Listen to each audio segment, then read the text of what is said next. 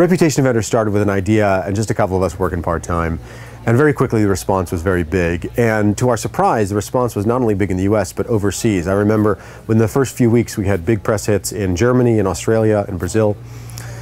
And the response has continued to grow. And what we've noticed, what our employees, what our colleagues see all the time, is that the challenges people face in the realm of reputation and privacy, their digital private control, cut across boundaries, they cut across jurisdictions, they cut across cultural divides. People want to control their digital lives. They want to have digital privacy under their control.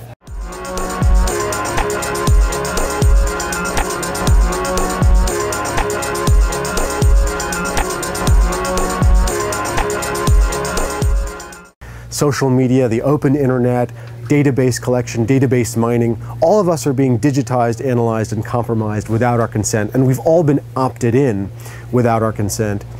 The only company that stands between you and this kind of third-party control of your private life, over your reputation, over your business's reputation, is our company, Reputation Defender. We're all committed to it.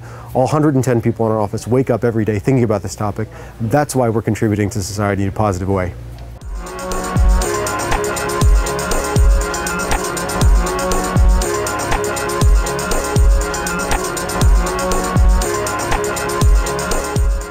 In a lot of countries, knowing people in government is sort of a quasi-necessity to having a leg up. That's not the case in the US.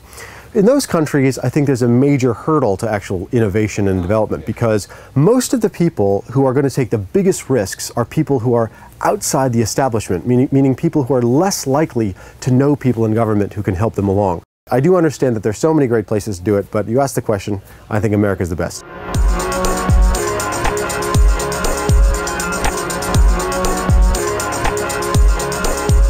An innovator is often somebody who has one great idea and then doesn't sleep for the next 5 years.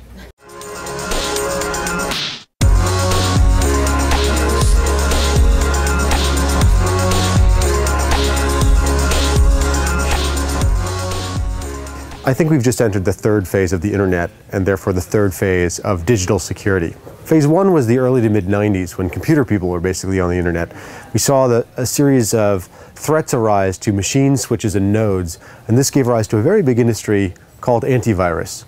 The second phase was the late 90s and early 2000s, in which we saw a series of threats arise to the growth of e-commerce, buying and selling on the internet. And this gave rise to a series of industries called encryption, fraud detection, billing, credit card processing, and so forth. Phase three of the internet is the 2010s, when everything about you is online. You live, you work, and you date on and through the internet. You do business on and through the internet. But no one's protecting you yet. The problems include things like sentiment analysis, semantic web analysis, persona isolation, entity analysis. These are very difficult problems that's taken us a lot of years and a lot of research to figure out how to solve.